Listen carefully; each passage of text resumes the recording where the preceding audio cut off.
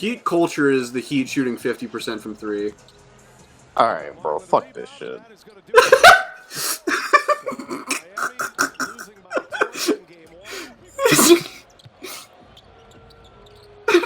He left! He left! He left!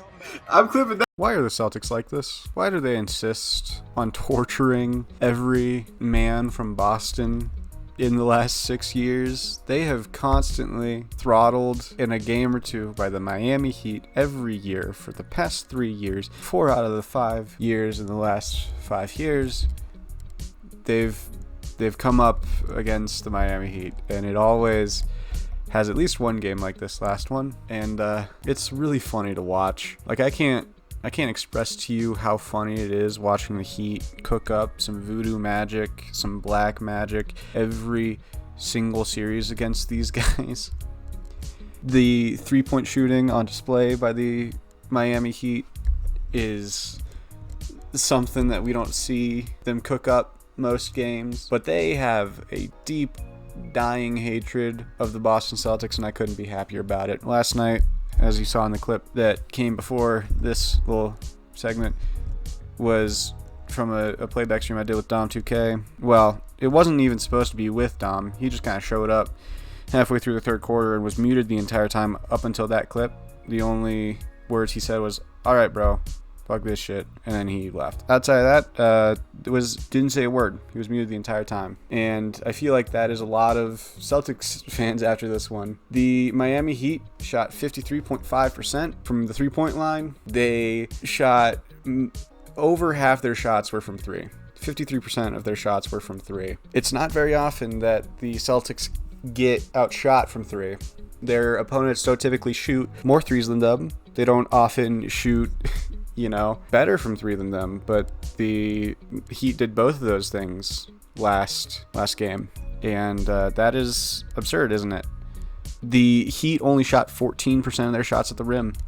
It did not matter. The Celtics just couldn't win this one, and it was only 10 points, right? But it felt like a lot more than that, because if you lose to this Miami Heat team doesn't have Jimmy Butler. This Miami Heat team is relying on Tyler Hero to be the primary shot creator right now, and he did a great job at that last night. 24 points, 14 assists on 7 of 13 shooting. Far better this game than he was in game 1. Bam Adebayo didn't miss a mid-range shot. He was shooting that like he was Jokic or Embiid. He was just pulling up, bang, 21 points, 10 rebounds. Nikola Jovic hit 2 threes to start this one off. Didn't do much after that, but he shot 3 of 4 from 3 on the entire game. 11 points, 9 rebounds, 6 assists, 3 steals, a block. He was good the entire game, all-around game from him. Jaime Jaquez had a bad game by his standards. 14 points, 4 of 13 shooting, but he still shot 3 of 6 from 3. He still played pretty decent defense. Caleb Martin, weird-looking shot for him now. 5 of 6 from 3, 21 points. Haywood Highsmith, 3 of 5 from 3. I don't know if this happens again, right? Because also, the Celtics were really bad on offense. The Heat did a great job on defense. Held Kristaps Porzingis to 1 of 9 from the field, 6 points.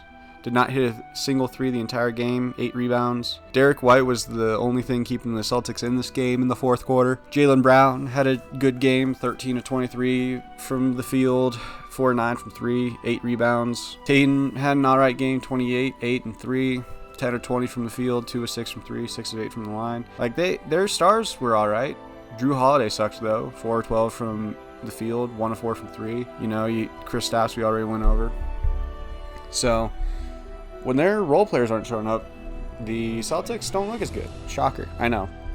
Yeah, the Heat managed to bother them a lot. And listen, they're going back to Miami tied up 1-1. I'm not saying the Heat are going to win this series, because I still would need them to win another game before I even start really seriously considering that possibility. But the fact that the Celtics lost a game in this series makes me feel less certain about them making it to the finals or winning the finals. I think the Nuggets would still beat them in the series. I thought that before coming into this season, or before coming into this playoffs, but now that I've seen it in action, I feel better about that. And honestly, with the way that some of the teams in the East are playing, maybe the Knicks can give them some trouble. If Dame is on and Giannis is back healthy, maybe the Bucks can give them some trouble. We'll see. But this was a hilarious game because, man, the Heat the Heat are just voodoo magicians, man. They find a way to be a thorn in the Celtics side, and I love them for that. It is hilarious. For reference, the Boston Celtics had 108.6 offensive rating. The Heat had 122. That's the difference in this one, is that the Heat just without Jimmy Butler. So, yeah, we can enjoy that one while it's there. Now, moving on to the Pelicans Thunder. This one was not particularly close. We saw the Thunder blow them out by 30.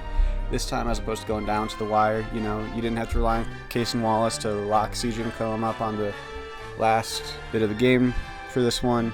You just saw wire-to-wire dominance by the Thunder. And that is a really encouraging sign, because it seems like they had some playoff jitters coming into the first game. They had some stuff to work out. They figured it out. They're good. We should have known they were good.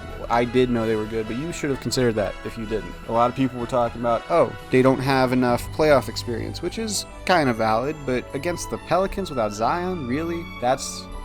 I saw some people saying that they had a chance to get upset by this team. And what are you talking about? What were you talking about? Not you listening to this right now, you as in just Kendrick Perkins. What were you talking about? I mean, I could say that about most of the things Kendrick Perkins says, to be fair. But, yeah, no, that was not a great effort by the Pelicans. Brandon Ingram kind of sucks, seemingly. 5 of 10 from the field, 18 points, 4 rebounds, 3 assists, but negative 30 on the night. Didn't take a single three-pointer. He did not play good defense. Valanciunas was all right, 19 points, 7 rebounds, 8 of 14 from the field. Negative 14, not that bad, But, yeah, not a good effort by the Pelicans. Mainly, it just comes down to, hey, Shai Gilgeous-Alexander, really good. Still really good, believe it or not, in the postseason. I know that people were like, oh, he's not gonna get the calls. Yeah, he is. He doesn't even need the calls, though. Like, he still got to the free throw line 2 times, 4 of 4 from the line, made 13 of 19 from the field, shot 3 of 5 from 3, 33 points, 5 assists, 3 rebounds. He played really good. Jalen Williams, really good, 21, 5, and 7, slowly showing that, you know what, he can be the second best player on a championship team. If not right now, in the future for sure. He's that good. Last season, he was great. This season, he took a star jump. Next season, who knows what he's going to be. Then a 17 from the field, 21 points, 5 rebounds, 7 assists. Damn good stat line. Chet Holmgren, 9 of 13 from the field, 26 points, 7 rebounds, 2 blocks, 3 of 6 from 3. If it weren't for Wemby, we'd be talking about this kid like he was one of the best young players in the league, because that's what he is. But because Wemby exists, he doesn't get talked about enough. He might be the best rookie to never win Rookie of the Year. People need to get ready for how good this team is right now. In the future for sure, but also right now. This team can give any team a hard series. I wouldn't pick them to win over a few teams, right? But they would still give them trouble. They'd still give the Nuggets a 6-game series probably. They'd still give the Celtics a 6-game series probably. I mean, it'd be a hard-fought series.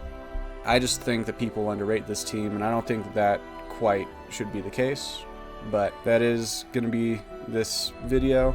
If you guys like this video, like, subscribe, all that stuff. Leave a comment telling me why I'm wrong or why I'm right. Help me get some engagement in the algorithm, and also share this video around.